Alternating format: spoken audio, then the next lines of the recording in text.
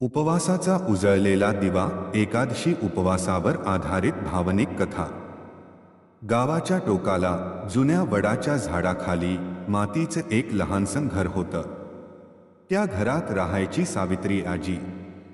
वय 75च्या पुढे गेलं होतं, पण चेहऱ्यावर विलक्षण तेज होतं. अंगावर साधी नऊवारी, कपाळावर छोटासा कुंकवाचा टिळा आणि डोळ्यात देवावर निस्सीम विश्वास. गावकरी तिला म्हणायचे, ही बाई नाही, चालतंबोलतं देवालय आहे. कारण गेली 50 वर्षे एकही एकादशी तिच्या हातून सुटली नव्हती. सावित्री आजी अत्यंत गरीब होती.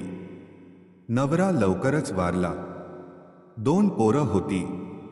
मोठा मुलगा शेतमजुरी करत होता, पण दारूच्या आहारी गेला. लहान मुलगा शहरात निघून गेला, परत कधी फिरकला नाही. सावित्री आजी एकटीच. पण दर महिन्याला येणारी एकादशी म्हणजे तिचा उत्सव होता. त्या दिवशी घरात काहीच नसतं, तरी तिच्या चेहऱ्यावर गोड हसू असायचं.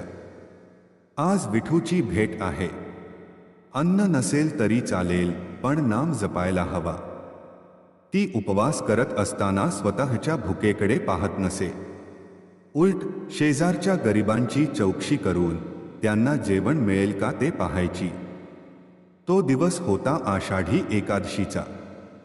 सकाळपासून धोधो पाऊस पडत होता. वीज नव्हती. वारा सुटला होता. झाडं वाकत होती. सावित्री आजीनं पहाटेच उठून आंघोळ केली. ओल्या केसांत टॉवेल गुंडाळून ती देवासमोर बसली. आजचा उपवास कठीण आहे विठू, पण तुझ्यासाठी सोपा करतो. तिच्या घरात एक कणभरही अन्न नव्हतं.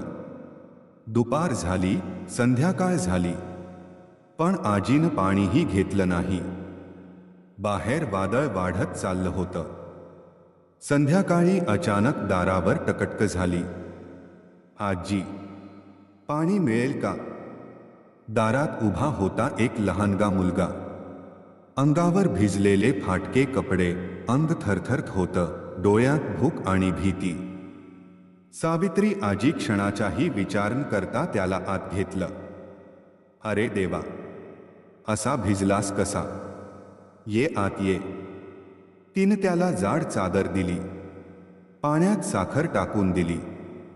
मुलगा थरथरता आवाजात म्हणाला, आजपासून 3 दिवस मी काही खाल्लं नाही आजी.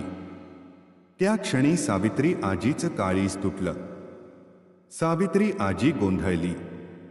एकीकडे 50 वर्षांची अखंड एकादशी भक्ती, दुसरीकडे उपाशी असलेला निरागस जीव. घरात थोडंसंच तांदूळ होतं उद्यासाठी सांभाळू. ती शांतपणे उठली. विठू, आज माझा उपवास तुझ्यासाठी नाही, या लेकरासाठी आहे. तिनं ते शेवटच्या भाताचं शिजवलं.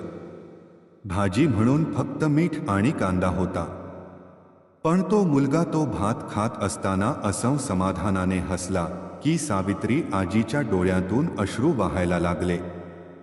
देवा, आज तू माझ्या घरात आलास. मुलगा जेवून झोपला.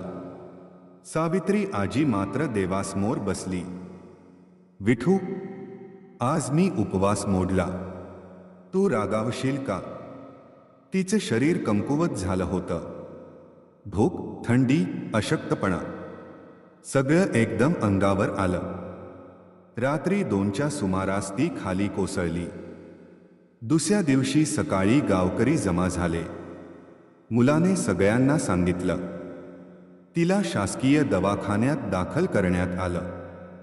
डॉक्टर म्हणाले, वेळीच आणलं, नाहीतर काही खरं नव्हतं.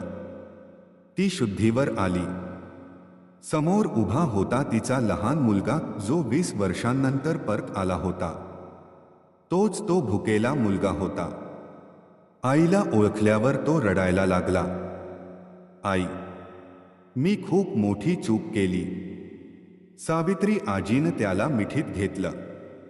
अरे वेड्या, एकादशी म्हणजे उपवास नाही रे. एकादशी म्हणजे अहंकाराचा उपवास, क्रूरतेचा उपवास, स्वार्थाचा उपवास.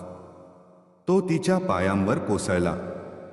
त्या दिवसापासून तो बदलला. आईची सेवा, गावची सेवा, देवाचं नामस्मरण, सगळं सुरू झालं. आजही त्या गावात लोक सांगतात, सावित्री आजीची एकादशी ही केवळ उपास नव्हती, ती माणुसकीची पूजा होती.